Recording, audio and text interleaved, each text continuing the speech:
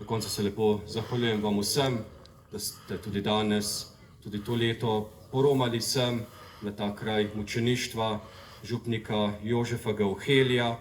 Hvala tudi vsem, ki vsako leto poskrbite, da je prostor lepo pripravljen, tudi vsem sodelujočim pri tem bogoslužju. Lepa hvala tudi našim pevcem, ministrantom.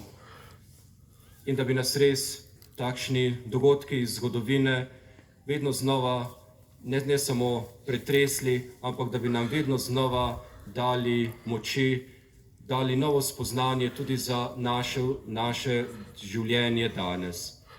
Namreč nismo mi sedaj tisti, s katerim se je vse skupaj začelo, ampak pravzaprav imajo vse stvari v našem svetu, tudi v naši družbi, ponavadi dolgo zgodovino. In če hočemo resnično razumeti, zakaj je današnji čas takšen, kot je, moramo najprej razumeti, kaj je do tega privedlo. Seveda pa ne smemo pozabiti, da nismo mi tisti gospodarji, ampak da je Bog tisti, ki kljub naši slabotnosti, kljub zlu, ki je še vedno prisotno na svetu, da bo premagal vse slabo, da bo tudi z našo pomočjo nam pomagal, da bomo zmogli premagati vse tisto, kar nas vleče k tlom, kar nas vleče k zemlji, in da bi resnično zmagovalo tisto dobro, tisto, kar nikoli ne bo minilo.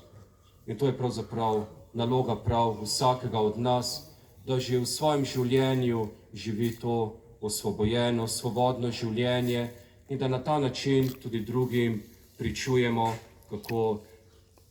kako pomembno je, če ima človek v življenju nekoga, na kogar se lahko obrne, kako pomembna je vera, kako pomembno je zaupanje v Boga, da je prav to tisto, ki nam vedno znova daje upanje, daje moč za našo vsakdanjost.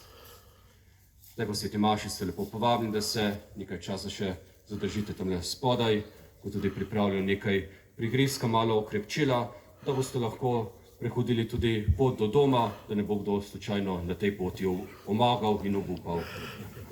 Zdaj pa pripravimo še svoje srce na blagoslov. Gospod z vami,